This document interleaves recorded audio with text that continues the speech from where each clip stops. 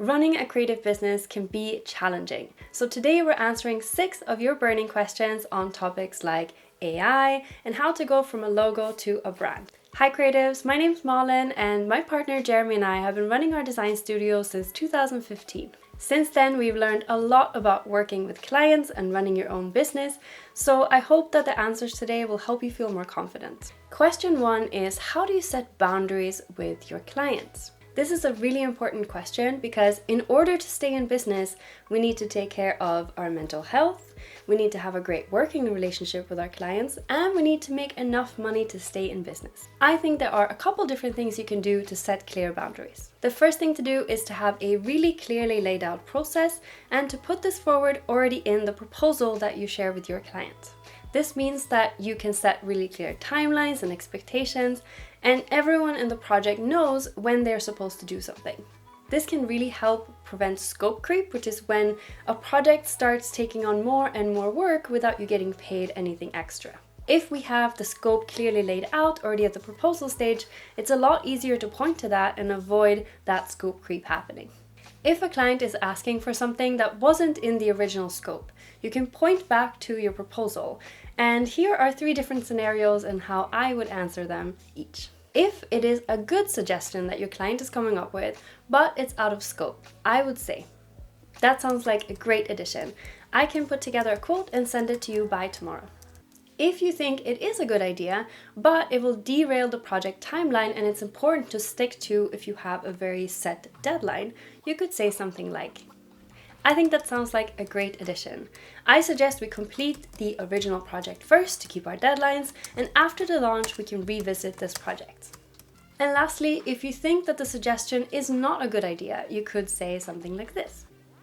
Looking at the strategy and the goals we've discussed earlier, I think it's better to stick with the original design, and then insert your own motivations here depending on why you think that the original idea was better. In terms of setting boundaries, I think it's also really important to keep very clear business hours. If a client contacts you after work is done or on the weekend, for example, just make sure you don't respond until you're back at work the next day or after the weekend. Sometimes you might be working at odd hours. I know I do because I have a toddler, and sometimes the evenings or the weekends are the best time for me to get something done. But what I do in that case is I make sure to schedule my emails to respect both their time and show that I am not available for them to get back in touch with me during those hours. Setting good boundaries with clients is usually just about planning and being clear and communicating and making sure that you're focusing on creating that nice collaborative environment. If clients are asking for something that is out of scope or not a good idea, they're probably not doing it to be mean-spirited. Oftentimes, the way we respond to these situations is going to help us create a really good working relationship that will help us build those dream clients in the future. Question 2 is, what are your thoughts on AI and how it will impact our job as designers? This is a really big question, and even though I've watched videos from other creators and news stories and documentaries, I can only really state my own thoughts because there is so much that we don't know yet. These are not the be-all, end-all truths, they're just my thoughts on the subject. It's hard to predict where AI will go exactly, but as I see it, we have to split our type of work as a creative business owner into 2 separate parts. We have the actual designing of something, and then we have providing the service and a great customer experience as the second part. The design part is something that we've seen AI do for a really long time. I remember when I started my business about 8 years ago, there were already sites where you could just write in your company name and it would generate a logo for your business. These sites are always based on what you ask for, which is kind of the problem with them. For AI to create a really successful logo, for example, the client is going to have to put in enough information for that design to be really relevant for that company. For example, if you compare a designer who is putting in, let's say, 2 weeks doing research, looking at competitors, their social media, talking to the client about their vision for the company, their goals and where they want to go, maybe doing interviews with the customers themselves and gathering all of this together with the expertise that they have about things like how a logo was going to work at different scales or in black and white or on the different applications like print or on digital uses. That's very different, and it's a lot of information that you would have to put into a prompt box for AI to be able to generate the same results. AI also trains itself based on all the information that's available on the internet. And as we know, not all of that is good advice. So far, it's not really able to know which of these options are good or well crafted. A lot of this is because this seemingly the same prompt could actually mean a lot of different things depending on the situation. So let's say, for example, that you as a designer have a company come to you that is a seafood restaurant. If we're just putting seafood restaurant logo into a prompt box, we're probably going to get a lot of things with fish or maybe something handwritten or something that is going to give us that kind of coastal vibe. The problem is, if that's a good choice, really depends on everything else about that business. So if 50 seafood restaurants would approach you, you would probably have 50 different solutions based on their goals and vision. And that is something that is a little bit trickier unless you're able to put all that information into that prompt box. Or however it will look in the future. But even if AI was able to learn all these different subtleties and create something that was just as good of a design as yours, it would still have to overcome both the brand loyalty aspect and the perception of AI. I think if you would ask a lot of people if something that was hand-drawn by a seasoned creative was higher quality or lower quality than something that was auto-generated by AI, most people would say that what was created by the professional is probably higher quality. It's because someone has seen it, a human has reviewed it and looked for things that might be weird. Does this person in the drawing have 6 fingers? Or is there something that is very distorted or something that might not be what we expect? Now this might change in the future, but brand loyalty is still something that we might want to consider. I'm sure AI will change how the design industry works, but I don't think it's so much about replacing us as it is about us using the technology to come up with ideas or let's say generate mock-ups or making our work a little bit more automated. If you're worried about AI, try to focus even more on the human aspect of your business and try to build a brand that is focused around you as a person, your values, and your process rather than just the design output that you create. Question 3 is, what do I wish I had known before I started my business? In ways, this question is a little bit tricky because the choices I made have led me to where I am today, but there are 2 main things I want to talk about. The first one is the way we approached marketing. The strategy that we used was to try a platform that we thought was a good idea, post a lot to it for let's say 3 months and then feel really discouraged that we didn't see enough results, and then we would frantically start researching other ideas, switching platforms and not really staying consistent with one place. I'm going to talk a lot more about this in our next video where we're doing a deep dive into how to get clients for your creative business. So if that sounds interesting to you, make sure to subscribe and get notified when we post our next video. I mentioned that we switched strategies a lot, and I don't want you to think that if you're posting for 3 to 6 months and you're not getting any results, that you should just keep doing the exact same thing.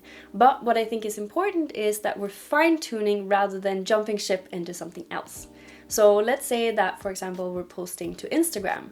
If we're noticing that the strategy around Reels that we have is not working, instead of going to LinkedIn and skipping all of the strategy on Instagram, you might want to start experimenting with doing carousels or doing Reels in a very different way. Perhaps instead of it being very focused on your creative process, you might do a lot more behind the scenes or tips or just doing a different angle. So fine-tuning and trying to get good at one platform, I think, is really important. Another big thing I wish I would have known is how the energy levels that I have would affect my business and how I could better listen to my body to make use of my time and feel less stressed. I like to be organized, so I usually create very ambitious lists that are hyper detailed exactly about the things I need to create, when they should be created, and follow it rigidly every step of the way. The problem is that some days you have so much energy you can get lots of things done, and some days you wake up and you just can't seem to get out of that brain fog that you woke up with. Instead of feeling really frustrated when this happens, I think it's really important to embrace the days when it's being effective, and the days when you're feeling like it's just not working, you have to take a step back and say, okay, well at this point I need to do something different. Sometimes it just means switching tasks from something highly creative to something that is, let's say, backing up the files on your computer or cleaning your office, or something that is going to help you mentally feel like you're still doing something, but you're not straining yourself so much that it's taking a toll on your mental health. A big part of this is to always give yourself enough time to do the different tasks in your business and to factor in times for things like marketing, accounting, and even things like learning a new skill. We all have very different brains that work in different ways and need different things, and it's important to try to get to know yourself because as a business owner, we're really doing the long game here. We're trying to survive for the rest of our careers, or at least as long as we want to run the business. And in that case, you really need to consider how your mental health factors into running your business. Question 4 is, do you need to hold a strategy workshop, or is sending a questionnaire enough? My quick answer to this is almost always yes, have a strategy meeting. In some cases where I already know the client and I know that their requirements for the project are very, very basic, in that case I might just do a questionnaire or a quick phone call. But in cases where you're building a full brand identity or something a lot more extensive, having that strategy meeting is going to save you a lot of time and headache. Here is why. When you have a meeting in person, you're able to ask a lot of follow-up questions. You can also read facial expressions, and if there's more than one person in the room, you can see if there are different opinions and how that dynamic is playing out. Usually people have kind of a pre-prepared answer in their head to questions, but if you start pushing back and asking why, they start to have a lot more complex thinking about it, and that's kind of the point of a strategy meeting. Say, for example, that you ask a question about how their business will change in the future.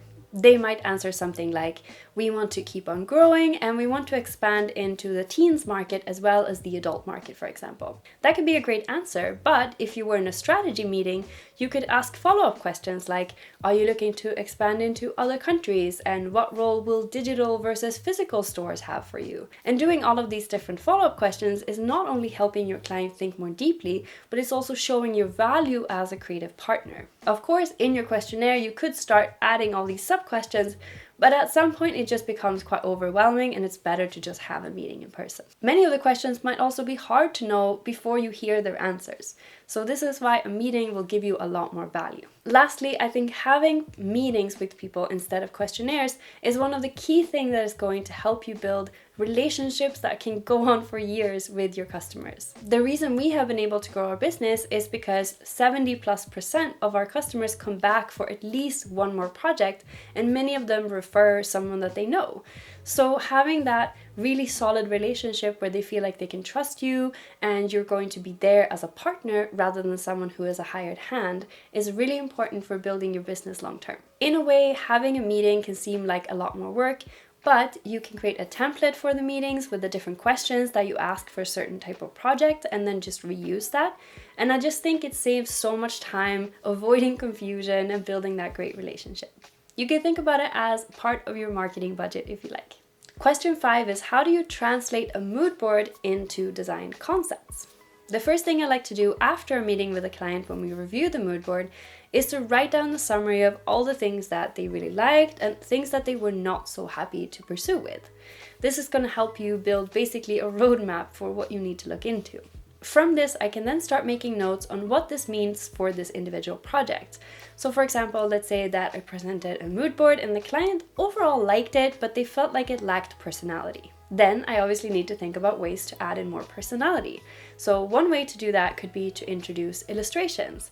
Another way to do it could be to include a lot of photography of people that feels really personable and really like fun and playful, for example. So those could be two different routes that I could pursue. Once I have this information, I start looking for inspiration specifically on those two different directions to see how we could add that into kind of a mood board version 2, but that is just for myself. I then take all the things that they liked about my mood board and all the things that I found that could be helpful, and I just start playing around and testing things out. Some like to start with the logo, some people like to start with photography or colors. It's really up to you, and it's usually based on what the core idea or the concept of the brand is going to be. For example, in this video that we put out on the channel, my idea was to create a word mark that was inspired by the cute forest animals that they had in their company name. And that then set the tone for which colors I was going to pick and how I used illustrations and layout to support those choices. Try out lots of different things and try to not go too narrow too fast. If something feels close but not quite right, try keeping a lot of things the same, but let's say switching the colors one time, or the fonts another time, or the photography style one time, and see how that's affecting it. Basically doing A/B testing, but in your own Adobe Illustrator document. And question 6 is, after designing a logo for a company, what is the next step? You don't have to start by designing the logo first. In fact, we usually create the logo together with the visual language. But if you have a brand that is just a logo at this moment, here's what I would do. Start by thinking about where this brand will live. Is it going to be just on social media? Is it going to be on the side of a truck or a billboard, maybe printed on t-shirts? And that is going to dictate how this logo needs to function and how the rest of the brand can support it. Once you have this information, try to think about what that means for the requirements. For example, do the colors need to be really bold to be seen from a far distance, or do they need to be really soft to fit with a cozy children's brand and the clothing that it will go on, for example? You can then look at the competition and how they are using design to communicate and connect with their customers. What type of photography do they use, for example? Is it very candid and feels very personal? Or is it, let's say, products shot against a stark white background? Then have a think about how your client wants to stand apart. What design choices can you make that help them stand apart but still feel part of the right industry? Now that you have all of this information, start picking out colors, fonts, and photography that all align with this vision. You can also go further and create templates for social media, create icons, illustrations, and basically anything that you think that this brand would need, where this brand needs to visually be able to be cohesive. Just make sure that what you're creating is within the budget that you've charged for, so that you don't end up doing a lot of work that you never get paid for. If you want to dive a lot deeper into branding, we've posted a almost 1.5 hour long video that is a full course in the branding process itself here on YouTube. So I'll put that here on the screen. You can go check it out if you like. Thank you so much for watching. Good luck with your projects and see you next time.